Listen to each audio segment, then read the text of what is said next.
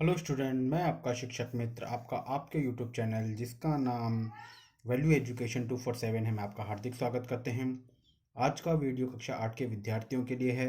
आज हम गणित विषय के मॉडल टेस्ट पेपर नंबर 3 पर चर्चा करेंगे। सबसे पहले हमारे पास में जो प्रश्न आएंगे वो आएंगे वस्तुनिष्ठ प्रश्न, जिनकी संख्या होगी 1 से 8 तक की। तो सबसे पहला प्रश्न है, -2/3 में से क्या घटाएं कि उत्तर -1 प्राप्त हो। तो यहाँ पर हमारा जो सही ऑप्शन है वो है ए 1/3, यानी 2/3 में से हम 1/3 घटाएंगे तो हमारा उत्तर 1 प्राप्त होगा। दूसरा प्रश्न है, समीकरण 6x बराबर 12 का हल होगा। तो यहाँ पर देखिए, ये जो 6 है ये 12 के नीचे आ जाएगा, बट्टे में आ जाएगा, अर्थात 12 में 6 का भाग देंगे हम तो यहाँ पर हमारा उत्तर आएगा 2, क्योंकि 6 के पहाड़े में 12 आते हैं 2 बार में, तो हमारा जो उत्तर आएगा वो सही उत्तर बिल्कुल सही है। आप इसको इस तरीके से भी देख सकते हैं, इस तरीके से आप इसको कर सकते हैं। यहाँ पर देखिए 6x है बराबर 12 है, लेकिन जो भी संख्या इधर है ये गुणा में है, क्योंकि इनके बीच में कोई चिन्ह नहीं है। तो कोई चिन्ह नहीं है तो ये गुणा में मानी जाएंगी, और गुणा की संख्या हमेशा जब उसका पक्षांतरण होता है या बराबर के वो इधर आती है उठ करके, तो वो हमेशा नीचे बट्टे में आती है, यानी भाग में आती है। देखिए प्लस की संख्या होती है तो वो यहाँ पर जो है उसका चिन्ह माइनस हो जाता है। प्लस माइनस की संख्या इधर आती है, बिल्कुल बराबर उतरती है, लेकिन गुणा की संख्या नीचे आ जाती है बटे में। तो x बराबर आ जाएगा 12 में जब 6 का भाग देंगे तो हमारा उत्तर जो आ जाएगा वो 2 आ जाएगा। अगला प्रश्न है हमारा, समांतर चतुर्भुज के सम्मुख कोण ए व सी होते हैं। देखिए सम्मुख कोण जो होते हैं वो बराबर होते हैं, तो यहाँ पर ए और सी अगर सम्मुख कोण हैं तो यहाँ पर सम्मुख कोण बराबर होंगे, अर्थात उनके बीच में बराबर का चिन्ह आएगा, ना कोई छोटा होता है ना बड़ा होता है। देखिए यहाँ पर ये ऑप्शन दे रखा है कि ए बड़ा होगा सी से, और यहाँ ये ऑप्शन दे रखा है कि ए जो है छोटा होगा सी से। लेकिन हम जानते हैं कि सम्मुख कोण यहाँ पर जो दिया हुआ है वो सम्मुख कोण दिया हुआ है, और हम जानते हैं हमारी प्रमेय से हमें पता है कि सम्मुख कोण बराबर होते हैं हमेशा। जैसे ए का मान 70 है तो सी का मान भी 70 होगा, ए का मान 80 होगा तो सी का मान भी 80 होगा, मतलब ये दोनों बराबर होंगे, अर्थात बराबर का चिन्ह जिसमें है वो हमारा उत्तर बिल्कुल सही होगा। अगला प्रश्न है, 48 को पूर्ण वर्ग बनाने के लिए किस सबसे छोटी संख्या से गुणा करना पड़ेगा। यहाँ पर आपके कई ऑप्शन हैं। तो देखिए सबसे पहले इस सवाल को इस तरीके से आप समझ सकते हैं। देखिए हमारे पास में 48 है, पहला ऑप्शन है 2। अगर हम 48 को 2 से गुणा करते हैं तो हमारे पास में संख्या आएगी 96 96, लेकिन हम जानते हैं कि 96 एक पूर्ण वर्ग संख्या नहीं है। पूर्ण वर्ग संख्या वो होती है जिसको मतलब टुकड़े करने पर पूरे दो दो के पूरे जोड़े बन जाएं। तो अगर हम 96 के जोड़े करेंगे तो उसमें पूरे जोड़े नहीं बनेंगे, दो दो संख्याओं के। लेकिन 48 को अगर हम 3 से गुणा करते हैं तो 48 को 3 से गुणा करने पर हमें संख्या प्राप्त होगी 144, और हम जानते हैं कि 144 जो होता है वो 12 का वर्ग होता है। अर्थात हम जब 144 के टुकड़े करेंगे, यहाँ पर हम करके देख लेते हैं 144 के टुकड़े, देखिए ताकि आपको बिल्कुल क्लियर हो जाए। मैं जो भी बात बताता हूँ बिल्कुल क्लियर करके बताता हूँ। देखिए 144 में जब 2 का भाग देंगे तो 2 के पहाड़े में 14 आते हैं 7 बार में, और 2 के पहाड़े में 4 आता है 2 बार में, यानी 72 बार में ये चला जाता है। फिर 2 का भाग देंगे तो 3, और यहाँ से 1 भाई 6 हो गया, एक इधर आ गया तो 6, तो ये 36 बार में हो जाएगा, ये आपको आता होगा। फिर यहाँ पर 36 में 2 का भाग देंगे तो हमारे पास में आएगा 18, और 18 में 2 का भाग देंगे तो हमारे पास में आएगा 9, और जब 9 में 2 का तो जाएगा नहीं तो 3 का भाग देंगे तो 3 का भाग जाता है 3 बार में, और ये फिर 3 का भाग देंगे तो यहाँ 1 1 आते ही हमारी जो क्रिया होती है पूरी हो जाती है। अब वर्ग के बारे में बात कर रहा है तो वर्ग में हम दो दो के जोड़े बनाते हैं। देखिए इस 2 में से एक 2 ले लेंगे, इस 2 में से भी एक 2 ले लेंगे, और इस 3 में से एक 3 ले लेंगे, मतलब जोड़े में से एक लेना होता है। और जब इनको गुणा करेंगे, 3 का पहाड़ा 2 बार बोलेंगे तो 6, 6 का पहाड़ा 2 बार बोलेंगे तो 12, इसका मतलब इसके पूरे जोड़े बन गए। तो 144 पूर्ण वर्ग संख्या है। लेकिन जब हम 96 को इस तरीके से टुकड़े करेंगे तो उसके पूरे जोड़े नहीं बनेंगे। अगर आप चाहें तो मैं उसको भी करके आपको बता देता हूँ। ये हमने 96 96 लिख दिया, 2 का भाग दिया तो 2 का भाग देंगे तो यहाँ पर बनेगा हमारा 48, फिर 2 का भाग देंगे तो बनेगा हमारा 24, फिर 2 का भाग देंगे तो 12 बार जाएगा, फिर 2 का भाग देंगे तो 6 बार जाएगा, 2 का भाग देंगे तो 3 होगा, और फिर 3 का भाग देंगे तो 1 होगा। देखिए ये 2 का जोड़ा बन गया, ये भी 2 का जोड़ा बन गया, लेकिन ना तो इस 2 का जोड़ा बन रहा है ना इस 3 का जोड़ा बन रहा है, क्योंकि एक 2 और एक 3 होना जरूरी था।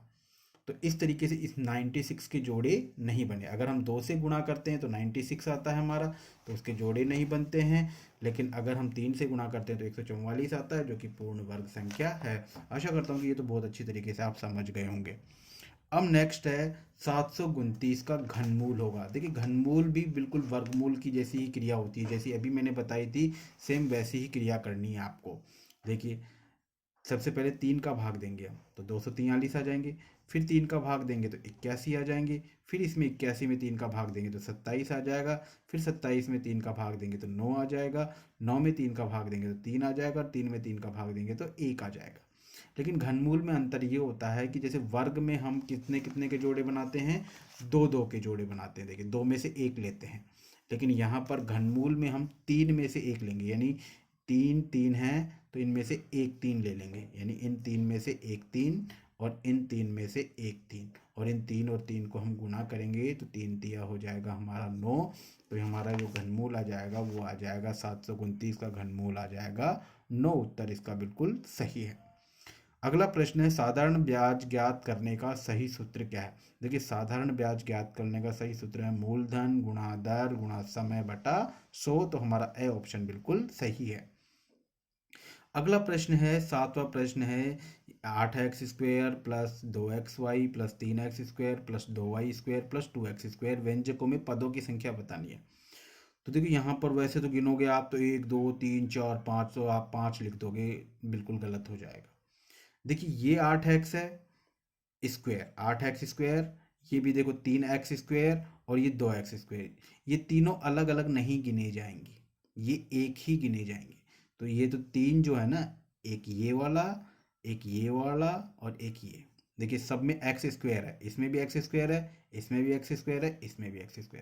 तो ये अलग अलग काउंट नहीं होंगे, ये तीनों एक में ही काउंट होंगे। तो तीनों को मिला करके तो बन गया एक। तो एक तो ये हो गया, और एक ये एक्स वाई अलग हो गया और y² अलग हो गया। तो यहाँ पर कुल पद हो गए कितने, 3। अब इसमें देख लीजिए आप, देखिए ये तीनों तो एक हो गए, इन तीनों को अलग अलग नहीं मानेंगे, इनको एक ही मानेंगे, क्योंकि तीनों में x² है।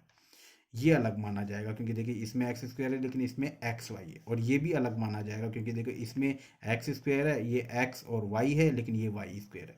तो एक पद तो ये हो गया, एक पद ये हो गया और एक पद ये हो गया, तो कुल पद कितने हो गए, 3। तो इसको हम त्रिपदीय बोलेंगे। तो पदों की संख्या हो गई हमारी 3। तो यहाँ पर हमारा ए ऑप्शन बिल्कुल सही है। अब नेक्स्ट है हमारा 3m गुणा 3 की घात -3 बराबर 3 की घात 5 हो, तो m का मान हमें मालूम करना है। तो इस प्रश्न को भी देखिए आप इस तरीके से करेंगे। ये 3 गलत जगह बैठा हुआ, देखिए समीकरण है ये तो अपनी जगह सही बैठा है, तो इसको तो बिल्कुल ऐसे कैसे उतार देंगे। ये भी खुद की जगह बिल्कुल सही बैठा है, लेकिन ये गलत जगह बैठा है, इसको होनी चाहिए थी इसकी पोजीशन इधर बराबर के, लेकिन बैठा इधर है, तो सबसे पहले इसको इधर लेके जाएंगे। तो इसका जो माइनस का चिन्ह है ये पलट जाएगा, ठीक है। तो 3m बराबर, अब हम जानते हैं कि अगर बीच में गुणा का चिन्ह हो तो ये जो घात होती हैं जुड़ जाती हैं। तो 5 और 3 कितना हो गया, 8। तो 3m बराबर 3 की घात 8। तो m की जो पोजीशन है, m की जगह क्या लिखा हुआ है, देखो इधर सामने 8। 3 से तो 3 हो गया, लेकिन m की जगह कितना लिखा हुआ है, 8। तो m का मान आ गया हमारे पास में 8। तो इस तरीके से हम m का मान ज्ञात कर लेंगे। तो यहाँ पर हमारा सही उत्तर आ जाएगा 8। निम्नलिखित में गुणन के अंतर्गत उपयोग किए गए गुणधर्म का नाम बताना है। देखो यहाँ पर देखिए बराबर है ये, इसके इधर देखो 4/5, और इस तरफ देखो बराबर के इधर 4/5, माइनस है माइनस है। यहाँ संख्या तो बिल्कुल बराबर है, लेकिन उनका जो क्रम है वो बदल गया। यहाँ 4/5 पहले है और यहाँ पर 4/5 जो है 1 के बाद में। तो ये क्रम विनिमय का जो गुणधर्म है वो है। चलिए आगे चर्चा करते हैं हम अगले हमारे प्रश्न की। अगला प्रश्न है हमारा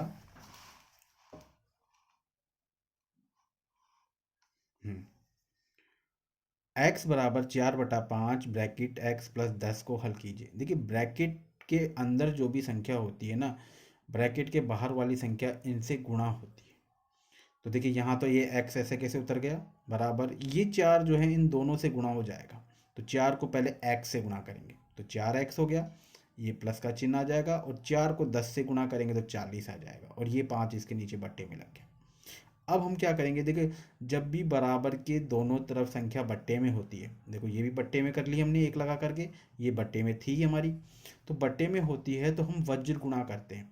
वज्र गुणा का मतलब होता है तिरछा गुणा, यानी ये 5 तो गुणा होगा इस x से, तो ये बन गया 5x, और ये एक पहले गुणा होगा 4x से, तो 4x, अब एक से गुणा होगा तो कोई फर्क नहीं पड़ेगा, ये ऐसे कैसे लिख देंगे, लेकिन यहाँ पर 2 हो तो क्या होगा, पहले 2 गुणा होगा 4x से और फिर 2 गुणा होता 40 से, लेकिन यहाँ एक है तो एक पहले गुणा होगा 4x से, तो 4x आ गया, प्लस एक गुणा होगा 40 से, तो यहाँ 40 आ गया। अब देखो ये खुद की जगह सही बैठा है, और इधर ये 40 भी खुद की जगह सही बैठा है। गलत कौन बैठा है, ये 4x, जो इसको इधर होना चाहिए था इधर बैठा है, तो इसको खींच के इधर लाएंगे बराबर के इधर, तो ये इसका चिन्ह बदल जाएगा, तो 5x माइनस 4x, 4x का आगे यहाँ प्लस है, इधर आएगा तो माइनस हो जाएगा, बराबर 40। अब 5x में से 4x घटेंगे तो क्या बचेगा हमारे पास में, केवल x, तो x बराबर कितना हो जाएगा 40, तो x का मान हमें ज्ञात करना था, तो x का मान हो गया हमारे 40। नेक्स्ट प्रश्न है, निम्नलिखित संख्याओं में से प्रत्येक के घन के इकाई के अंक ज्ञात करो। देखिए इनके इकाई का अंक ज्ञात करना है अपने को, घन करके, क्या करके, घन करके। तो अभी मैंने जो पिछले वीडियो में भी आपको बताया था कि पूरी संख्या का घन नहीं करना है, केवल इसकी जो पहली संख्या है उसका घन कर लेंगे अपन। तो 5 का घन करेंगे तो 5 गुणा 5 गुणा 5, इधर से करेंगे, पहले 5 को 5 से गुणा करेंगे तो 25, और 25 को इस 5 से गुणा करेंगे तो हमारे पास में आएगा 125, और इसके इकाई का अंक देखेंगे कितना है यहाँ पर 5। तो इस संख्या में भी जब इस पूरी संख्या का अगर हम घन करेंगे तो उसके इकाई का अंक भी क्या आएगा, 5 आएगा। बड़ी संख्या कितनी भी आओ लेकिन उसके इकाई का अंक कितना आएगा, 5 ही आएगा। ऐसे ही इसको कर लेंगे। इसका देखो लास्ट अंक देखो 4, तो 4 गुणा 4 गुणा 4, 4 को 4 से गुणा करेंगे 16, 16 को 4 से गुणा करेंगे तो 64, और 64 में इकाई का अंक कितना है, 4। अगला प्रश्न है, 80 विद्यार्थियों में से 25% गणित में रुचि रखते हैं, तो गणित में रुचि नहीं रखने वाले विद्यार्थियों की संख्या ज्ञात करो। अब देखो इसको शॉर्ट में तो इस तरीके से करेंगे, सबसे पहले हम ये लिखेंगे, देखो करने का तरीका यही है, दिया है, क्या दिया है हमें परीक्षा में, यहाँ पर प्रश्न में कुल विद्यार्थी कितने हैं यहाँ पर 100, ठीक है, सॉरी 80, तो यहाँ पर कुल विद्यार्थियों की जगह लिख देंगे हम 80। अच्छा पूछ क्या रहा है वो आगे, और एक और चीज दी है उसने, गणित में रुचि रखने वाले, तो गणित में रुचि रखने वाले कितने हैं, 25%। लेकिन हमें आगे ज्ञात क्या करना है, गणित में रुचि नहीं रखने वाले। तो अगर हम गणित में रुचि रखने वालों की संख्या ज्ञात कर लेते हैं तो हमें अपने आप मालूम चल जाएगा कि गणित में रुचि रखने वाले, नहीं रखने वाले कितने। जैसे मान लीजिए 100 लड़के हैं, 100 बच्चे हैं, उसमें से 10 टॉफ़ी खाते हैं, टॉफ़ी में रुचि रखते हैं, तो टॉफ़ी में रुचि नहीं रखने वाले कितने होंगे, 100 में से 10 को हटा देंगे तो 90 जो हैं वो ऐसे। तो इसमें सबसे पहले हमें गणित में रुचि रखने वालों की संख्या ज्ञात करनी है।